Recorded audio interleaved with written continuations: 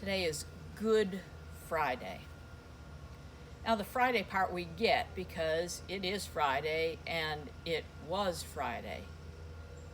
But good? One thing we know for sure is the Romans really knew how to carry out an execution, a very public humiliation with a maximum in agony. And we know all the Gospels slow down so that we see the details of this day in every little agonizing part.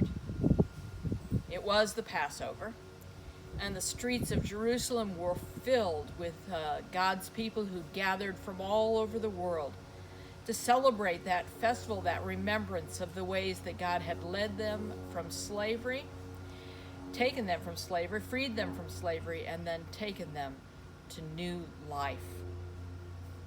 And it was on this Good Friday that Jesus was on the cross. 6 hours from 9 a.m. to 3 p.m.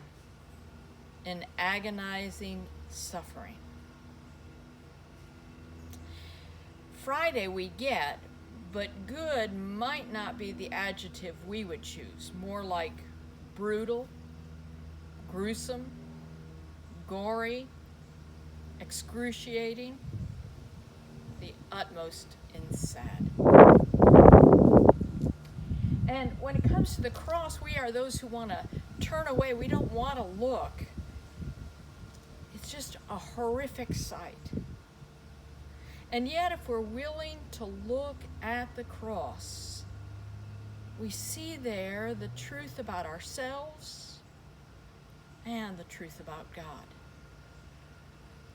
When we look at the cross, we see the truth about ourselves. In stark detail, Paul tells it in Romans 3:23. He says, "For all have sinned and fall short of the glory of God." All.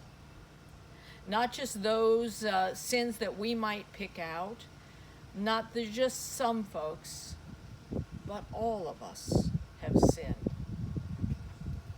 We suffer the consequences of our brokenness, of the ways we hurt one another.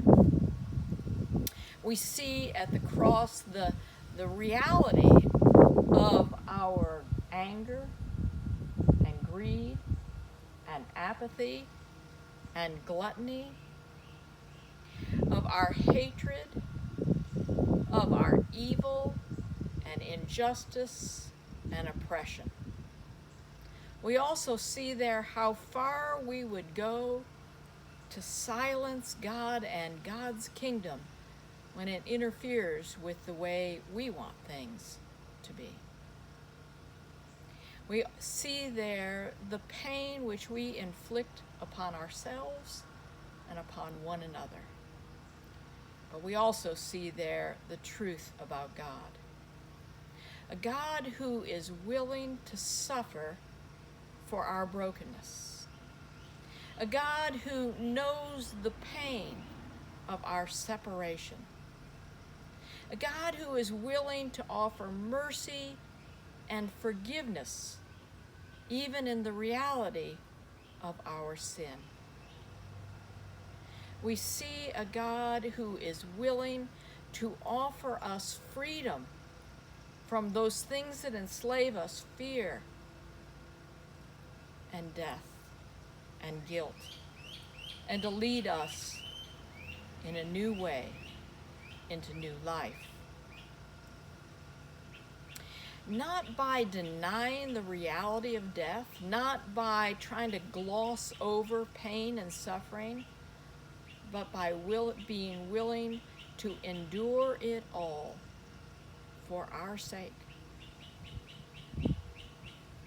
And so we come to this Good Friday, this day when evil and death and suffering and pain just seem to have the last word. But we know that in God's amazing grace, this is not the end of the story. And that is why we can dare call this day good. Blessings to you.